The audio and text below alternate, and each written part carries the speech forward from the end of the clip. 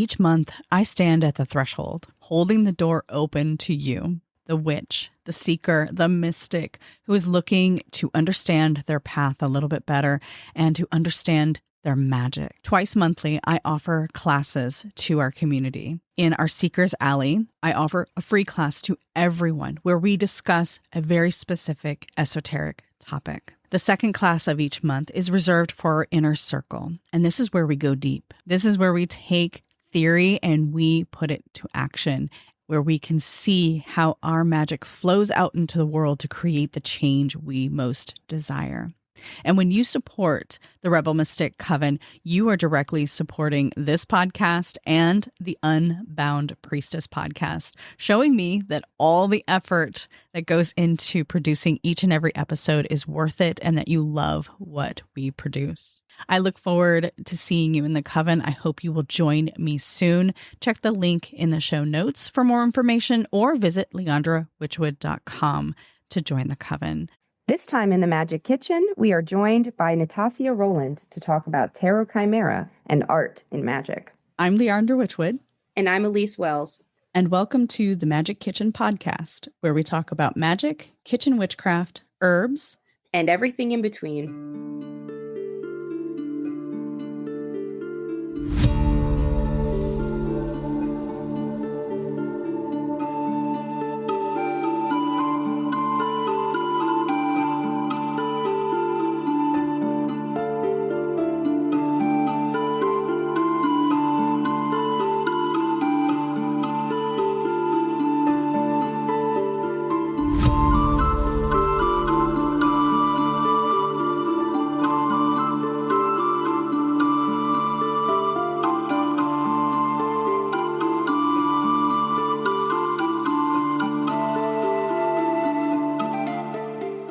Nitasia Rowland is a poet and writer of nonfiction with a focus on dovetailing the wisdom and practices of esotericism, magic, myth, and mysticism.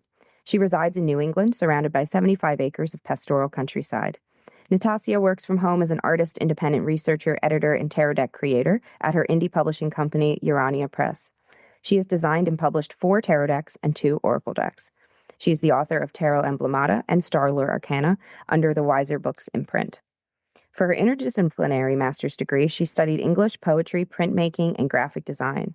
In 2019, she received her MFA in creative writing, and the current of Nitasia's synchromistic path syncs a body of research and practice within the Western esoteric tradition, Orphism, Hermeticism, Theurgy, Hellenistic household worship, deity devotion, divination, and ceremonial and planetary magic. She is published with Mookie Chick, Infernal Ink, and Inner Tapestry Journal, and she has a forthcoming poetry book and tarot deck titled Scrying Angelos with Revelor Press.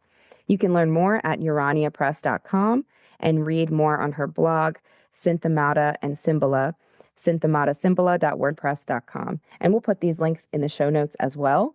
Nitasia, thank you so much for being here. It's a pleasure. Thank you so much for having me. And unfortunately, Leandra will not be joining us for this interview today. She came down with something serious, not too serious in a bad way, but a bad enough fever that she is horizontal at this moment. So I appreciate you still coming on to chat with just little old me. And I'm really excited to share this conversation with our audience because I think it's one we haven't had before, incidentally. We've done a lot of episodes on crafts and creating, but I think this somewhat higher brow conversation of art in magic. And specifically today, we're going to talk about, with your deck, you know, the art that you used from Odilon Redden and who he was. So it's going to be a good conversation. If you are an artist, I hope this will be inspiring to you. If you, like me, do not identify as an artist, but find art extremely moving, I hope you will get a lot out of this as well. So Nitasia, could you tell us about Tarot Chimera and who Odilon Redden is and why you knew this deck had to be made? All right. Yes. So Odilon was a French symbolist. He's primarily, like, how I found his work is through his prints. So, but he's also, you know, he was a painter and a printmaker, a draftsman. He's from what is considered the fin de siècle time period, so like the end of the 1800s. He was born in 1840 in Bordeaux, Aquitaine in France. And yes, he did some studying at the École des Beaux-Arts. He also spent time serving in the military. And that was like, I think, the late 1870s, and then came back and went to Paris and just started making artwork. And he did study under some famous printmaker. I think that was Dresden. And then he started meeting slowly, excuse me, slowly started meeting some of the luminaries of the time in writing and art and literature and art. So those people would eventually become friends. And yeah, so I think for him to influence the symbolist movement itself, I think the impetus was mainly through a collection that he called his noirs. And those were prints and lithographs. And they were, obviously all in black and white. And they were, I think also, they impressed the writer Huysmans, who wrote the book Against Nature, à Rebours, and kind of created Odolan's like this character in the book. And so he kind of became like suddenly famous all of a sudden from people reading about him, because his artwork was just full of like dream and terror and, decadent themes that Huysmans was definitely gearing up towards. And so, yeah, that was the 1890s, and he was just one of the big names in the symbolist art movement. And for those who might not know, what was the symbolist art movement? Yeah, so 19th century art movement, mainly of literary, and artists together, kind of following Romanticism. So they kind of harkened back to the Romantics. They were French, Russian, English. Also, they were Belgian artists, and their themes were mainly, I guess you could say, like the crux of it all was to rally against realism and rationalism, and kind of like spend more time in the vagaries of the imagination and the artwork and the writing that would come from that. So dream and mysticism and what was dark, what was numinous, the realm of spirit.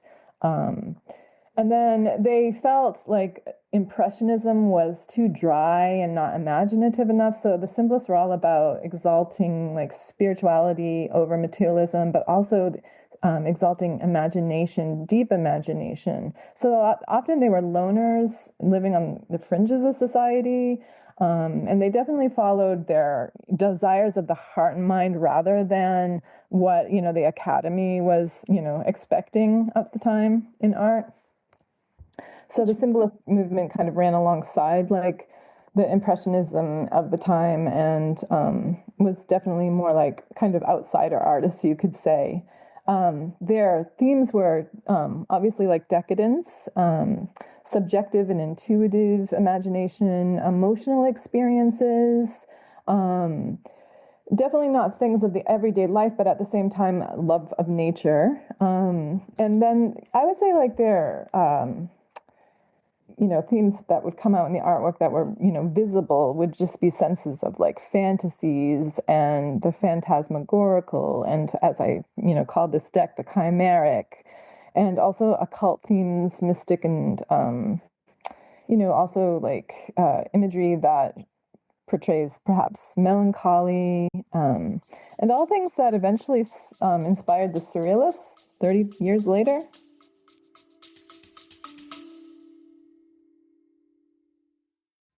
Breathe in with me. Hold. Now release. One more time. Breathe in. Hold and release. Resets like this are essential for our nervous system, for our stress levels, bringing us back to a foundation where we can think clearly, where we have more energy. And this is why I created the Witches Reset. This is a 5-day audio program where I guide you through essential practices to bring you back to your baseline so you can think clearly and build something meaningful. To learn more, check out the link in the show notes or visit my website, leandrawitchwood.com, and I look forward to seeing you in the program. For now, let's get back to the episode. Yeah. And that's what I found interesting because I never studied art history, but I travel Europe frequently and I always go to the art museums when I'm in a big city. And I love landscapes, which I know are super unpopular. And I love looking for the moments of small life, that you can see. And I think what drew me to the symbolists movement was, in my limited experience of it, of really just seeing it in museums and enjoying it through your deck now. I think I like that they really feel to me like kind of the first movement away from art has to be in this box. And the box was the church. Like, I think thinking of this from a pagan perspective, polytheist perspective, an informed perspective of the witches listening here, we don't always remember that art had to be religious. Like, you had to have a patron of the arts. You had to be part of a guild or a school. It really was quite novel to see what happened in the 19th century, where ordinary artists, and like you said, a lot of them loners, got together and did their own thing despite that. And it really is revolutionary in a way we kind of have a hard time tangibly understanding today because, we can be an artist without any affiliation. Yeah, absolutely. And I kind of imagine them back in the day, like, because a lot of the poets and the artists were, involved, as friends and compatriots and, had, dinners together. I know Mallarmé, the poet, is one of my favorite poets. French poets, he held dinners. I believe Odilon Redon was at one of those, at least one.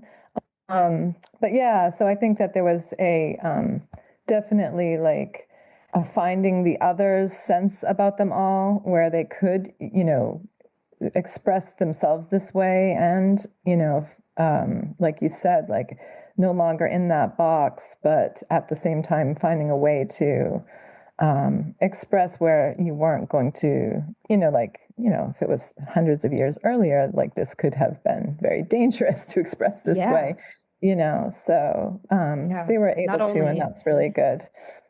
And I like your point about the poetry and the writing. It reminded me, I attended a lecture by Ronald Hutton, preeminent pagan historian. Anyone listening, that is the guy to start with if you're looking for facts on how we got here as pagans. Triumph of the Moon, The Witch, fantastic books. And I went to a lecture of his during COVID, actually, quite a while ago now, on Pan. And he said that there was more mention of the god Pan in the 1800s than there was in all of our writings from antiquity combined. And he credited that to, similar to these artist movements, I think they all kind of came out of, the French Revolution, the American Revolution, those things that happened at the end of the 1700s. They took a long time. They happened, but then the dust took a while to settle. And Europe, particularly the French, had the Napoleonic years, and it really was a new world, unprecedented. Like it's a really interesting. The 19th century has a lot of parallels to our 21st century for the people. When I think of the common man experience, I think it's very similar. We're losing a lot of the things we thought were given normalcies, were given foundations, were stabilities we could count on. And they're not only being ripped away from us, but nothing's coming back to replace them yet. And in that vacuum, in that liminal space, those of us with magical inclinations and awarenesses have a greater aptitude to make those changes. We are the ones who are going to usher in those new stabilities that we need to replace the old ones with. And I think that's what this amorphous time does for us. And I see that in Odilon's art. I see that same grasping of, what is unseen, but how can we make it seen? Yeah, there was that. Yeah.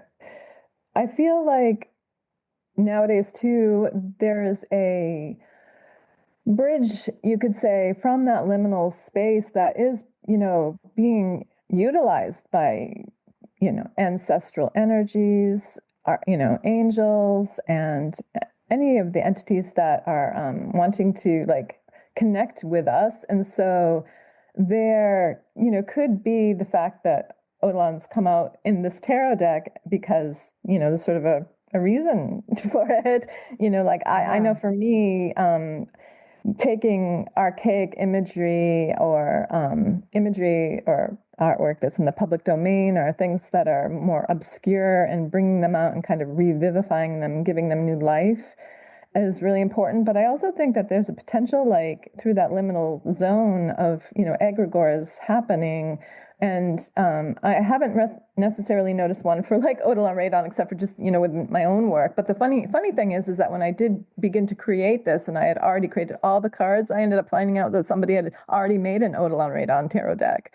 But but anyway, for instance, like Archangel Michael, I feel like so many more people are suddenly, into Archangel Michael, and it feels almost as though it's kind of like these energies are coming through. And the same with, like, for me, Apollo and Athena, I feel like those energies are coming through for so many more people. So I think that there's a time, when such beings can slip through for more people to connect with for certain reasons. And I don't know about, the reasons for this particular artwork for me were, because I had an interest in dark art and occult art. So it just really inspired me that way.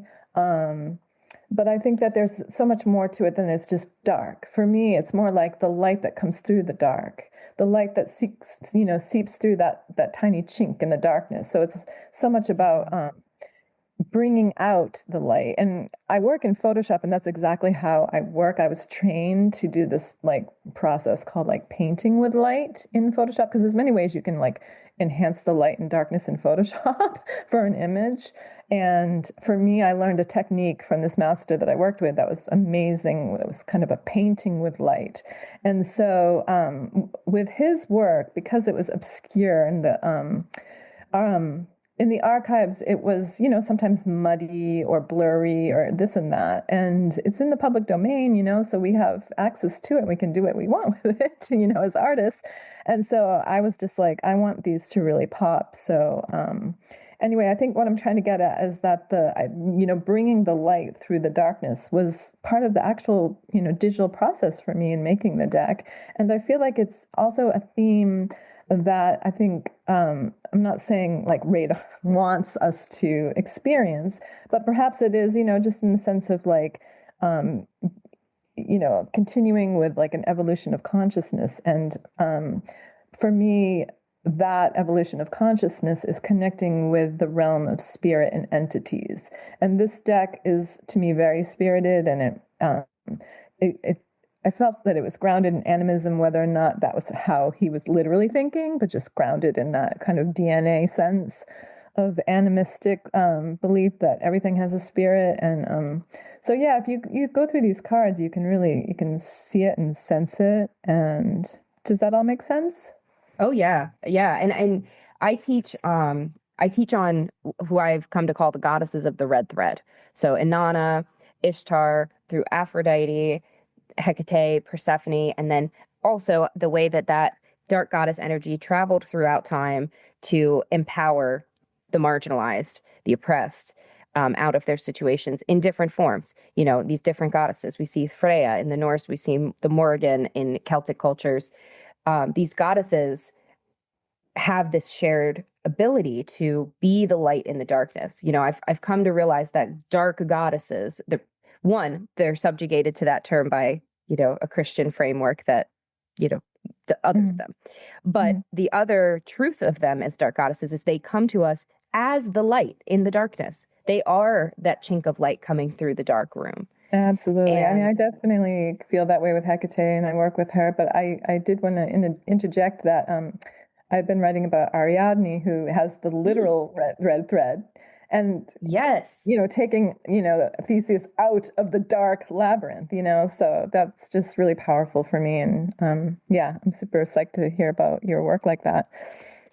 Yeah, that is exactly Ariadne, and I also in this lineage, and it's an interesting one to teach people because I did my master's degree in spiritual studies, but you really can't quantify all of the synchronicities between these goddesses, their priestesses, but you can see so many threads that do make sense the more you dig. And the Maenads, the dedicates of Dionysius, they definitely have a deep connection to me with these dark goddesses, which, like I said, you're not going to necessarily find an academic tie in there, but seeing the way that they worked with ecstasy and frenzy, the way that they worked with, solitary as women, the Maenads would go into the woods and, tear apart wild animals. They would come back bloodied and crazed and then just go back into their regular lives. Like they had that sacred rage expression built into their culture that to me is super resonant of these dark goddesses. One of the things I like about that is with Orpheus, they did tear him apart. And to me, it's just symbolically a great aspect of, his rebirth as like the eternal muse, because his head just floated down the river where it was continuing to sing, And so that tearing apart, like even with the, Isis and Osiris myth is so that something more can be reborn. I think so they have their purpose, even if sometimes the initiates or adepts were actually literally doing that. But metaphorically anyway, it is very intriguing in the whole realm of initiation and I think magic and art. Yeah, it all comes together in ways that gets expressed in art anyway. Yeah. And that's that shamanic expression as well. Like I think of this as the bear, like the dismemberment that happens on many shamanic journeys. I've often thought of the Maenads that way as well. It's more of a metaphysical dismemberment that they would engage with. Exactly. In these rituals more than the physical.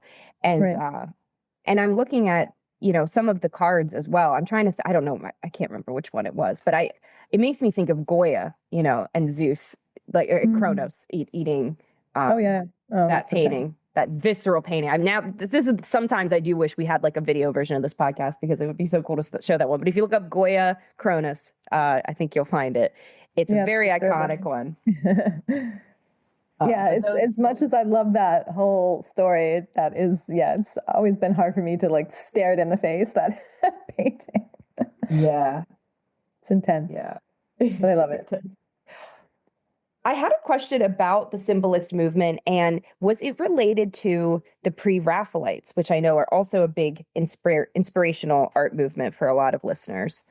Yeah, I mean, I always say that I was into the symbolists and the pre-Raphaelites at the same time. I can't remember how parallel their time period was, to be honest, off the top of my head. But they, I know, had very similar. I think this is the pre-Raphaelites. Oh, this is terrible, but I think they came later. But sorry if I got that wrong. Anyway, the pre-Raphaelites, I know, also harkened back to imagery that was archaic from like the medieval times, classical periods. And so they had similar interests anyway, and certainly like portraying, phantasm and myth and allegory, and the enchanted and Arthurian legend, so I do know that they were connected, and definitely in the sense of being like French and English as well, primarily. But I can't remember the dates for that time. I just looked it up, and the pre-Raphaelites were first. Oh, they were first. And okay. They were founded in 1848. So while Redden was a child. Just a child, yeah. But he was the direct second generation. But, according to this very limited research I'm doing in this exact moment, it looks like they were coming from each other. So the symbolist movement evolved out of the pre-Raphaelite movement. And I think they must have overlapped as well somewhat, but there's definitely a sense of like they took the pre-Raphaelite schema and themes in a lot of ways and kind of like went deep, like got into the sort of more occulted aspects of that. So I should have known that was first. I don't know, had a little mind glitch there, but I find that they are synonymous in a lot of ways for when I look at art and when I think of art. Those, the recent deck that I put together that's called Sublime Thresholds Tarot, and then the Oracle deck that I just produced as well, that is a collection of curated art from like Baroque, but also Romantic, Gothic, pre-Raphaelite, and Symbolist. And so, I kind of like group them all together into this kind of, I don't know, sublime sensibilities kind of, outlook. Yeah, I love that. Yeah, and I think, again, thinking of like what was going on in the 19th century that inspired these changes, 1848 being the start of the Brotherhood, they called it the Pre-Raphaelite Brotherhood. I know Queen Victoria came into power that same decade, I think 1844, maybe. And then she reigned, of course, until 1901. So the rest of the century. So it's really interesting to think about, like, they really were kind of the bookend of the century, of the era. That's why I love that phrase, the fin de siècle, because I love that was created not to just say the end of the 19th century. You know what I mean? Because there's a sense to it. It's an era, it's an epoch in itself, and it's a way of being, way of thinking, and it could, in a lot of ways, it got pretty decadent, with like people drinking too much absinthe, Yeah, I was gonna say freedom, beauty, truth, and love. We love those bohemians. Mm-hmm.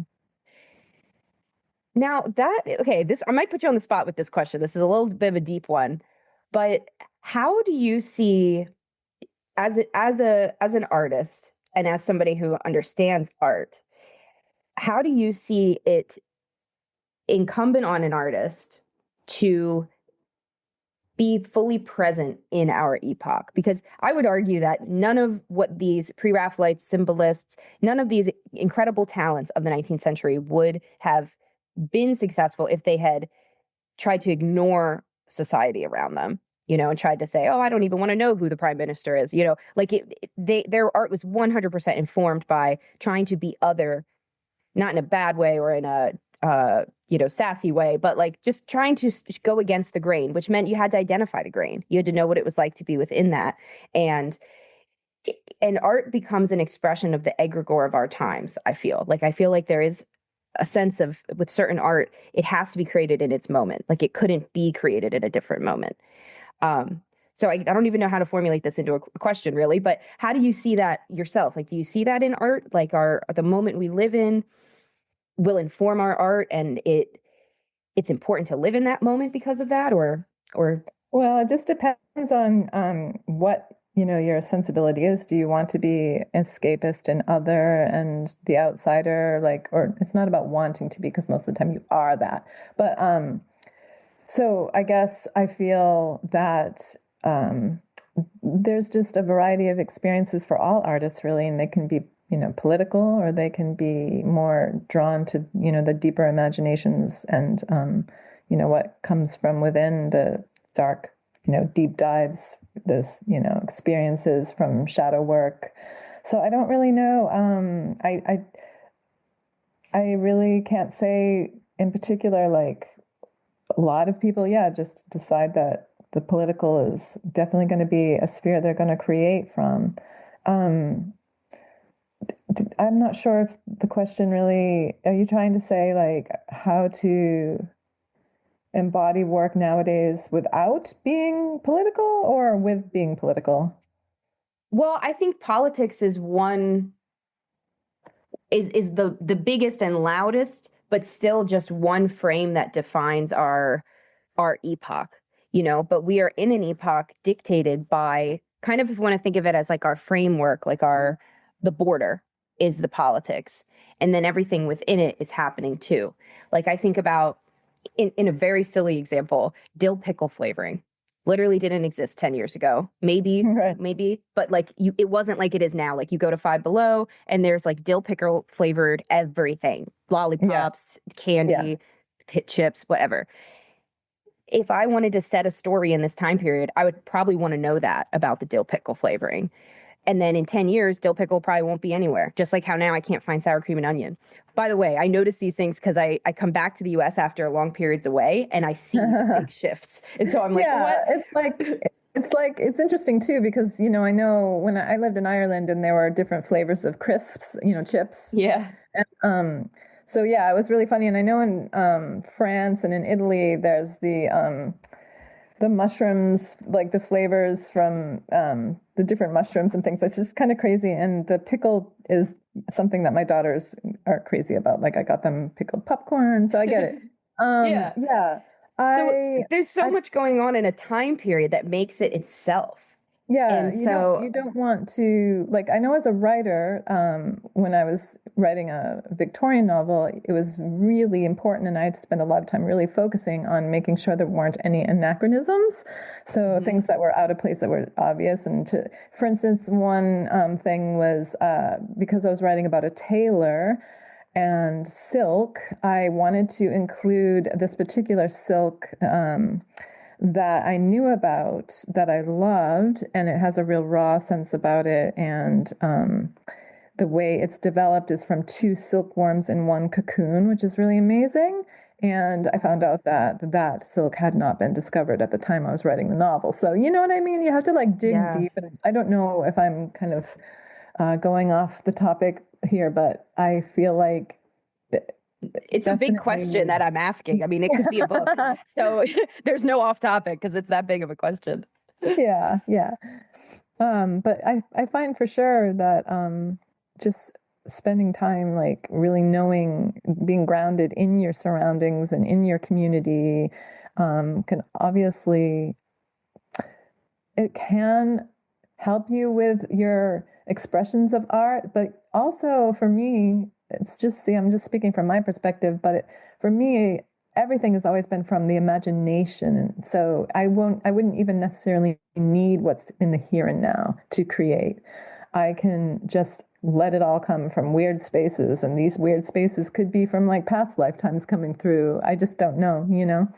So I'm much more, I think that's why I gravitated towards this type of art, into the intuitive and invoking, you know, what the imagination is really trying to pull through, you know, and now that I work with gods and angels and things, I'm also checking in with, you know, ancestors, the gods that I work with that have presented themselves to me, and, you know, seeing what it is that they kind of want me to be doing, because I consider it sort of like mission work in a lot of ways. And so I don't want to just keep flipping out decks, because I actually have produced 9 decks. And one of them is coming out, Scrying Angelo. So there's 8 out. And so that's just a lot. And I don't want to keep just flipping decks for the sake of that. You know, I want them to all have a reason and a purpose. And they're coming out for a particular reason. Yeah. So Intentionality, exactly. And so it's been interesting that all the decks that I originally created as an indie designer and publisher, 3 of them have been picked up by Wiser. And so they've had like a kind of circle back experience. So in fact, Tarot Chimera was my first indie deck that I created in 2020-21.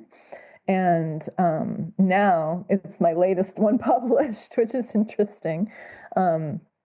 All these years later. So I don't know, it's been a fun experience to see that trajectory too, and like the circling back and revisiting. So it's like I'm reviving these, you know, ancient images. Well, not ancient so much as for Odile Raydon, but for some of the other works that I've done, reviving them, and they just have this nice you know, kind of circling back experience. And I'm hoping that they're doing that with people as well, you know, who are experiencing them, that they kind of they're not, linear.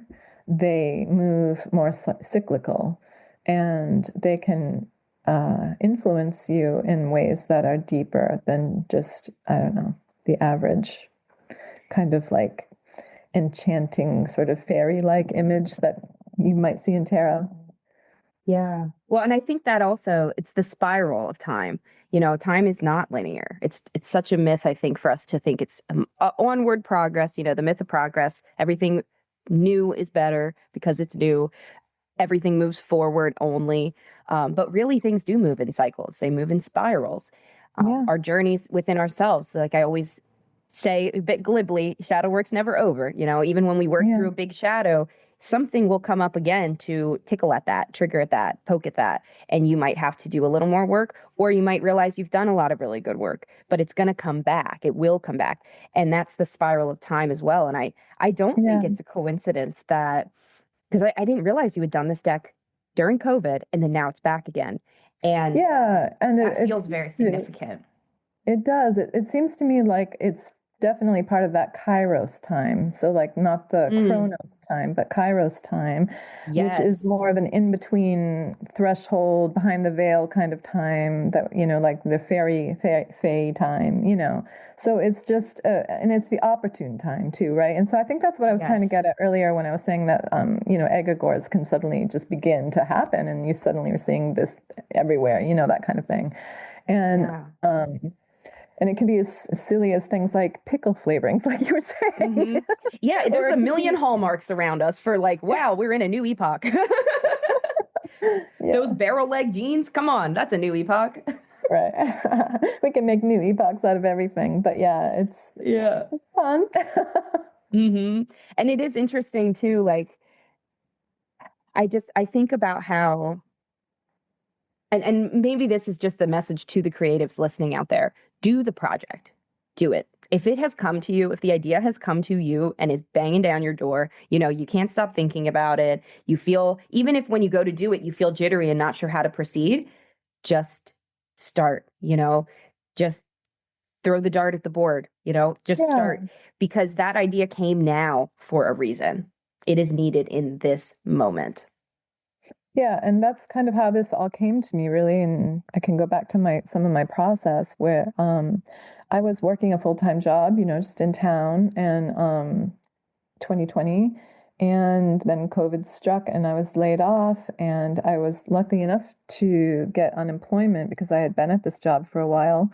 And I was thinking, well, what can I do that's going to, because I've always been a creative and an entrepreneur. I've had a few businesses. And I've also worked in publishing.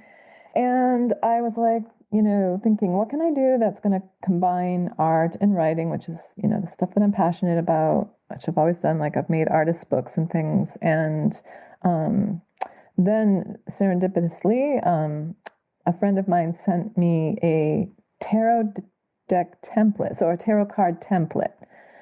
And at the same exact time, I had been looking at some old journals for inspiration, and I had seen some of the Rowland artwork that I had cut and pasted in there for my early 20s and art school days. And there was an image of this column with this head on the top that was radiating light, and so that made me think of like the tarot. Oh my gosh! Because is that the Four of Swords? No, it's the Tower card. So it's the one where all the little heads are rolling from the top of this like tower thing, and there's light emanating, and it's just made me think, oh, that would make a tower card. How cool! Yeah. And so then I discovered that. So it just seemed like the opportune time had serendipitously come into my life because his Rowland's artwork had been put into the public domain. And so now it was available. And when I started going through it, I was like, oh, well, that image would work and this would work for the arcana. And so it all just kind of rolled into place. And then that got me to create my own business as a tarot creator and, image curator and revivifying older decks and things like that. So yeah, it's interesting how it all comes together. That's amazing. It really was such a great awakening that we're still very much in. It's not even 7 years, and those 7-year cycles they really seem to play out true in the world. And we're still in that COVID bubble in a lot of ways.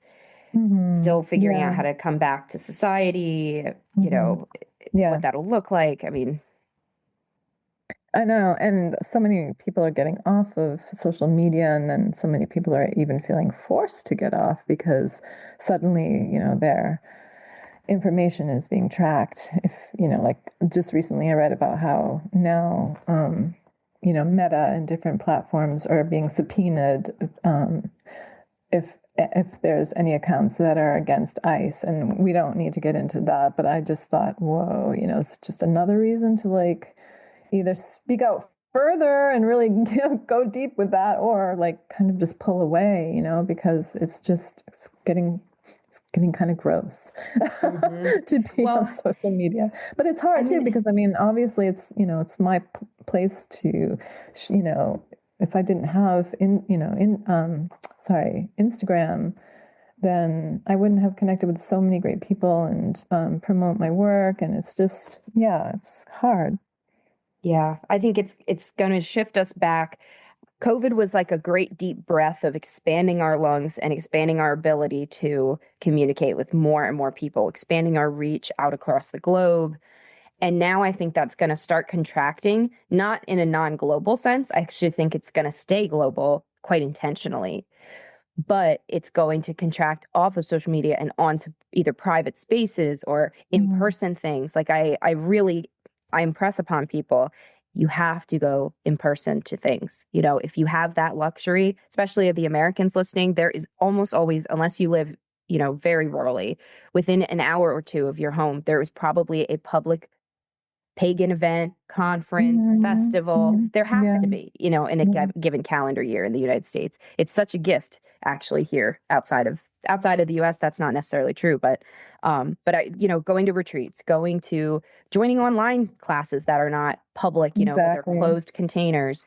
I think that's going to be the next shift for people, is finding safe, smaller communities that they can express and connect in. Exactly. Finding the others like minds. And definitely. It's something that's making an impression on me for moving from here, just because I want to spend some time in Italy and France researching tarot and some of the families that created the early cards. And I'm hoping, when I get over there, or maybe even prior to getting over there, I can meet people who are, you know, going to be able to like put me onto certain paths, you know, like check this out or whatever, you know, like this place might be of interest, you know, that kind of thing. I think it's really important to definitely make in-person connection, no doubt about it. And maybe that's a great way to wrap up our conversation today. How does our art, our connection to art, whether that's as the artist or you know, the creator of art, not necessarily painting but your writing, you know, your creative spark, as the creator of art, as the experiencer of art, how can art be a guide to us in our lives?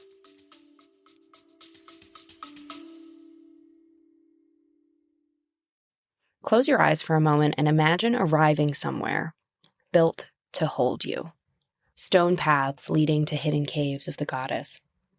Salt water clearing away old patterns. Long tables of food and friendship shared beside a sunset. Temples of the old gods, alive in and around you. You are invited to join me in Greece on an in-person pilgrimage through ancient temples and landscapes where women once gathered to grieve, rest, and remember themselves. We travel to the Temple of Artemis, Hecate's cave at Eleusis. We swim inside a temple of Hera and enter a hidden goddess cave and sacred sites to Aphrodite and Medusa. Our days are shaped by land, water, and ritual. Our nights are spent at a private villa with expansive views, a private pool, deep rest, and exceptional food prepared with care.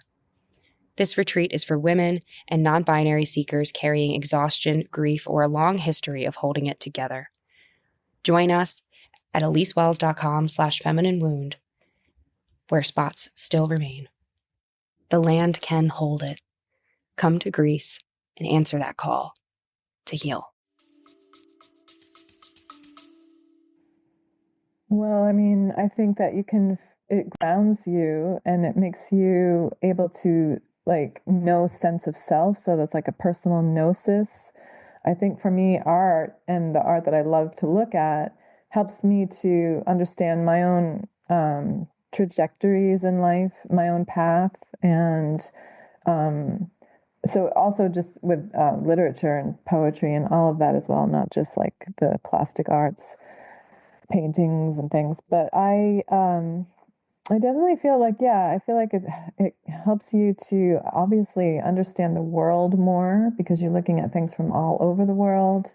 If you're creating, then it helps you to bring out from within any of the things that might need to be brought into the light of day, so like you can do shadow work when you're creating art. And I think it helps us all just a little bit with becoming a little more enlightened, because there's a progression to, with art movements moving from one thing to another. But it also is wonderful when art movements harken back to previous movements, because then you're bringing something that might be obscured back into the light for renewal and, teaching of things that people might have forgotten about. And so, like with this deck and these images, for me, it's all about the spirit, in connection with spirit. That for my life, everything that I do, like I talk to everything in my house when I'm, going out. I try not to like have people see me talking to myself, but I talk to everything because I just feel like there's a spirit in everything. And Yeah. I take it very seriously. It sounds kind of silly, but I take it seriously. And I think it's just helping to keep almost like a buoyancy to matter. So that matter continues to be sublime and doesn't just sort of like fade out, So when you're giving that attention, then the object also can reveal things to you, So it's like that concept in physics, It's just like if you observe the object, then it's much more alive and acting and communicating back with you. And so I think by creating art, you're creating beings, and so you're giving them life and they have a voice. Like I feel like this deck is alive in a lot of ways, and I hope it will work that way for others. These, they're not just cards with imagery, but they're like spirited beings that can help you with your personal mythos. That can, you can meditate with them. A lot of my decks, I put my cards up on altars, just different ones that make sense, to inspire some of that strength and energy that I feel like the artwork inspires. Yeah. That's beautifully said. And I know we're wrapping up, but I just want to say again what you said about attention. What we give attention to lives. It's like what we say about those who have gone before. What remembers lives. Mm-hmm. And how we use our words and where we direct our attention, our eyes, our thoughts, our hearts, is what is most alive to us. And so that is also something to think about with social media, and mostly social media, really. I mean, it's so gamified. It's like a casino every time you log into one of those apps, keeping you going, keeping you scrolling, dopamine hits of likes and whatever. Mm-hmm. It is attention that they're farming. And it's not free to use these programs. Even though they're not costing monetary value to use them, they are costing us honestly, our most precious resource, which is our attention. Mm-hmm. So thinking of our wider conversation of the aesthetic we experience through art, through whatever we look at social media, the content we consume, video-wise, all of these things are things we are giving our attention to. And so they are being made more alive for that attention we are paying to it. And it's more alive within us because of the attention paid. It's a connection that we form by paying attention to it. So there's a responsibility too, in a lot of ways, for what you're actually paying attention to, because it's it's looking back at you and it's expressing back at you. And do you want that? That's a good question, you know? Yeah. Yeah.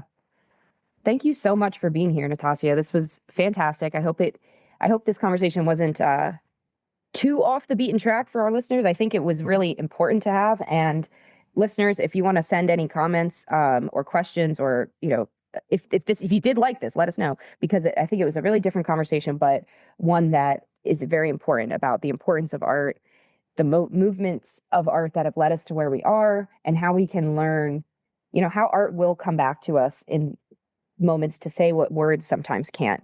Our minds can only help us so much. Our souls need the nourishment too, if not more. So, and art is kind of that pathway in. Yeah, and tarot can obviously embolden it. Yeah, it's a practical way of engaging with the art. It's such a fantastic tool. Yeah, exactly. I mean, it started out right as game, but became so much more. So yeah. So tell our listeners where they can find you, how they can purchase the Tarot Chimera or your upcoming books, and anything else. If you have any events coming up in 2026 that you'd like to share. Okay, yeah. So my website is uraniapress.com. And I'm on Instagram, 2 different accounts. My personal account is Nitasia, Nitasia _Rowland, ROLAND.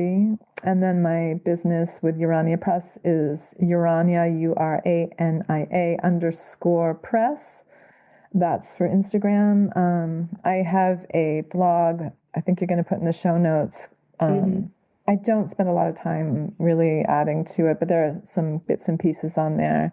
Synthemata and Symbola, it's a Squarespace blog. And yeah, I don't spend much time at all on Facebook. I have been working hard on creating and finishing up The Scrying Angelos with Revelor Press. That book is really important to me because it's a book of poetry rather than just simple interpretations of the cards that I made for as a companion to that project. And I have current decks from Urania Press are the Sublime Thresholds Tarot and the Sublime Thresholds Oracle decks, which are the theme for that is magic and gods.